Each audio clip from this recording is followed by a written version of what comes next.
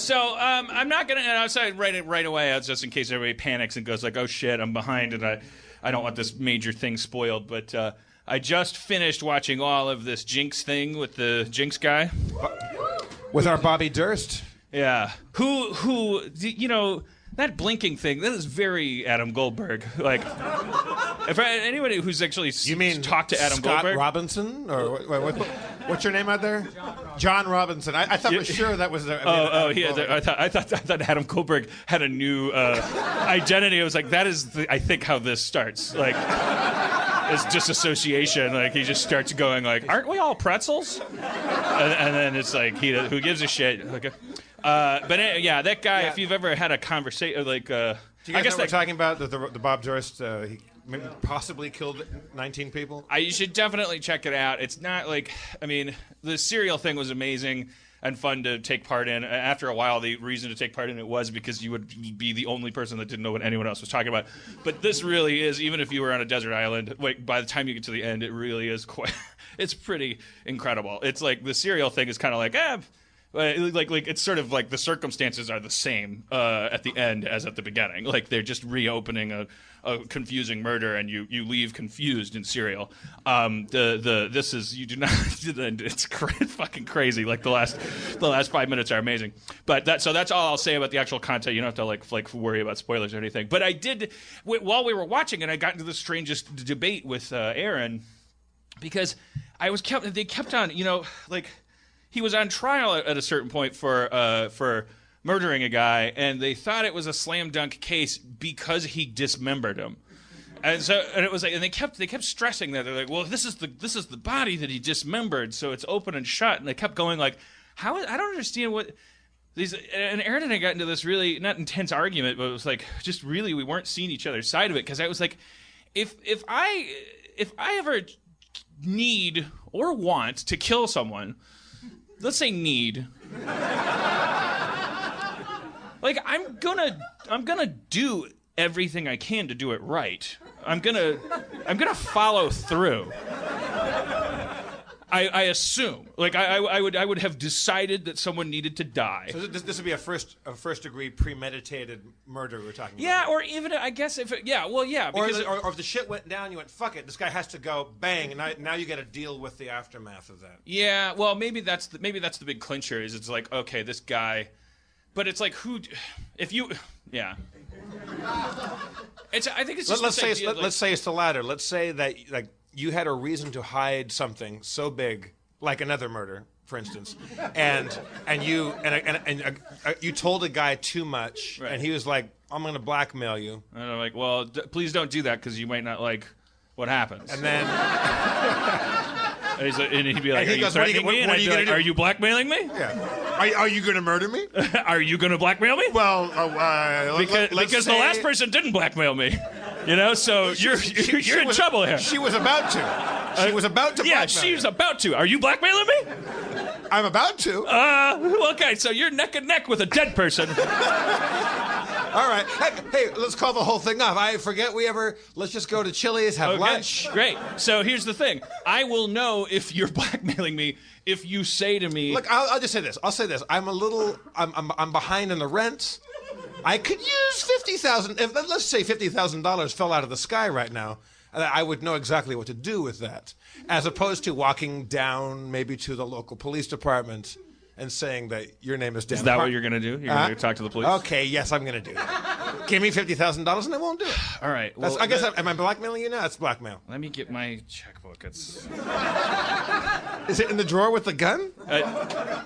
I don't have a gun drawer. I have a checkbook drawer. My gun is in it because it's another thing you use sometimes in an emergency. Oh shit! God. Wait! You missed. Oh shit! The first one you missed. The second one you got me. Son of a bitch! Should have asked for less money. God. All right. So now you got a dead guy on the floor of your apartment, right? Bleeding all over the joint. Right. You're dressed as a woman. You've been going under a fake name. Now you got some fucking fancy footwork to do. Yeah. Now what's your first move?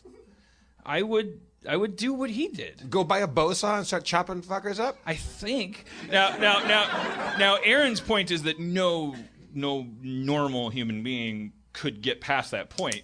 And my point is that, yeah, that's why so many people get caught. Like, the people that get away with murder are the people that go that extra mile post-murder. Like, they do horrible things. Like, you've taken a human life, and now that person is meat, so that's why I'm confused as to when in the courtroom when they bring that out, like, and then you know what he did? He tried to keep doing it. He tried to finish. He tried to get away with it. Yeah. He took the head and he put it in a bowling bag and he threw it on the roof, not once but twice. He missed the first time. I was like, yeah, it's hard. He had a difficult time. He's trying to get away. He didn't walk in here. He killed the guy and he wanted to get away with it. All right. I just that whole group, the goal, because it's like you're talking about a jury of people who are all supposed to sit there and think, oh, yeah, that is fucked up, because if I killed someone, and they're all running a simulation of them killing someone, it's like, you're already fucked up people. I wouldn't be able to do this or that. Like, tell me more about where your lines are, like around the horrible primatological act of extinguishing another primate. Like, oh, what are your pet peeves right after the life goes out of their eyes? And it's like these people that like kill someone normally, the neurotypical murderer, the heteronormative mainstream murderer, the 1% or 99%. I don't know. Okay, I went too far with that. What do? They kill somebody kind of in a fit of rage. They don't do it for any reason, and then they go, "Oh no!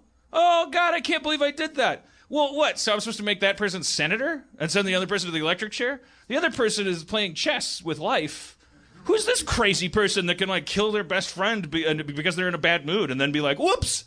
That person has the hearts and minds of the jury. Like, yeah, that's dangerous to me. The idea is we take it easy on people who confess to a crime as opposed to people who elaborately try to like hide the fact. Yeah, I don't know. It's like, what better way to keep getting away with murder than to never murder someone again? Isn't there a kind of self-policing to a successful murderer? Well, apparently not. Not in this guy. That's why we're so fascinated with this guy, though. I think this guy is a little cuckoo pants. And he's not even good at like getting away with it or anything. What he's good at is having loads of money and having really good defense attorneys, and that's the thing. Like the prosecution absolutely screwed that one. The guy chopped somebody up into 100 pieces and threw him in a trash bag and threw them in the water and they floated. Isn't it? You always hear these stories about like this whole myth of like, oh, these rich people that can afford these rich lawyers, but it's not like they're Clarence Darrow like doing these tricks. Like whenever you see the real life incarnation of it, it's always just like the people who work for the prosecution are totally incompetent. You can't believe or understand what they're doing. The jury's totally confused, and a rational, normal person with an IQ over 100 stands up and represents the killer and says, "Guys, let's get down to brass tacks. Here's the rules. If you didn't find a head, you can't say that's the rules. Sorry." And then they're like, can't find a head, yeah, he's right. No, it's right there in the rules. And then everyone's like, "You slick talking city lawyer, but you Dershowitz, you got him. You got him." Like, no, your fucking city employees they're idiots. They're like these like weird people. Yeah, like, what was her name? Was it Marsha Clark or whoever the OJ prosecutor? Those people were like, they fucking blew it. They blew it. And they had our friend Kato on the stand. He didn't know anything, and they made a big chump out of him, and he was better for the defense. He ended up being worse for the prosecution because he didn't know anything. He told me the whole story. I hung out with Kato the first time I met him. I met him at the Playboy Mansion. as one does. And we hung out, and then we went to Mel's Diner. Is it Mel's Diner? I think it was still, maybe it was back when it was Ben Frank's. Maybe it was Mel's Diner then. And we sat there, and he told me the whole story. He told me the whole day of OJ knocks on his door and says, "Hey, Kato, if you're going to use the hot tub, you got to turn it off afterwards." And Kato is like, "I always turn it off." Like Kato's really smart. He remembers everything. He sounds like a surfer kind of bimbo-y dude, but he's quite intelligent and super thoughtful. And he's like, when I use it, I always turn it off, and I knew that I had. And it was like, also, he never came down to the back house to speak to me. So then he goes, "Okay, I'm sorry. I thought I did, but I didn't." He's like, "Next time you do that, you got to do that." But he looked kind of out of sorts and weird.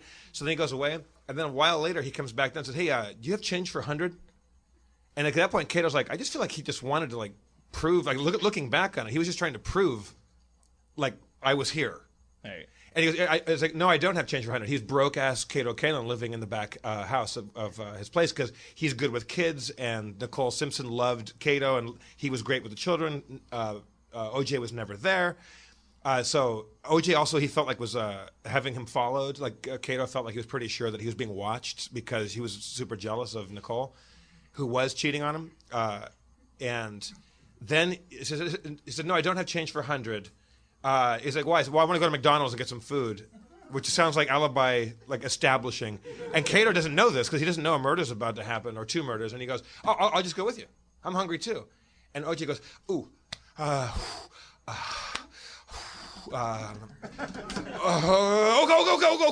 let's go. And they get in the car and they order the food and he eats the food and he eats it in the drive-thru. They order the food in the drive-thru and instantly eats his filet of fish or quarter pounder or whatever he gets at the drive-thru, which nobody has ever done. Nobody eats it before you leave the parking lot.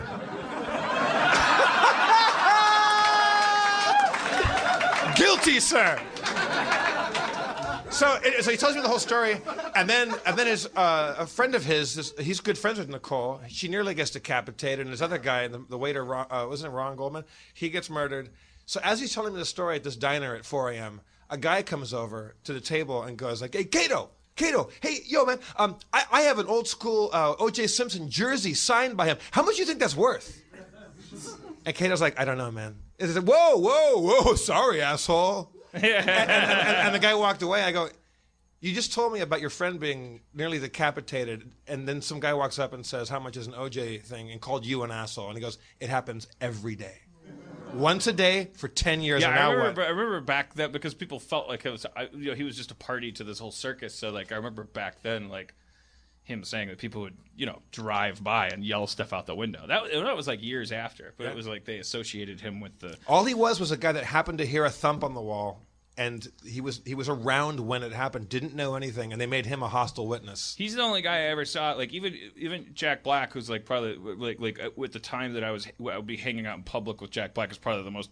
That's probably the most famous guy I've ever been in public with at the time of the height of their fame, and like. Height of like people, just strangers coming up to Jack and going like, "Are you famous?" And Jack like, "No, because if you don't, yeah." And then I'm going, "Yeah, you are." And then they're like, "Can I get a picture with you?" And Jack going half the time, "Okay," and half the time, "No." And but then in either case, they come up later and go like, "King Kong, School of Rock" or whatever. Like they yell some shit at him. But the Kato, the one time we were out and like he was singing karaoke and people were just walking up, putting their arm around him like he was like a statue and going like, "Ah!" and taking a picture and then walking away and looking at the phone and going, "Hilarious," like 5 feet away from him, and he's just like playing with the Queen of Hearts. I guess I've become a piece of furniture in a cosmic but also game, by God. In an incredibly unique situation, he was just a celebrity for being on trial. Also, hilariously, had no idea what he was supposed to do, why he was even called as a witness, and then ended up, black people hated him, black people loved him. White people hated him, white people loved him. Like he was on every side of every coin. And what's truly tragic about Kato is that he's one of the most likable people you'll ever fucking meet. You can't not like Kato Kaelin because he's such a sweetheart. And if you ever saw him around children, you'd be like he should, like he's. No, It sounds like you're talking about like a terrier or something. Yeah. But he is like a terrier. He has terrier-like energy, and he will entertain the world's children. He just runs around the pool all day long, and just and people are like, "Oh, can you please just babysit my children for the whole time?" Well, now you got us worried again. It's not worrisome. He's not going to do anything bad. No. I know. We're just programmed when we hear the word children. We all think about fucking them. It's what's happened to us. That's what happened to you. Don't act like it's not the case with you.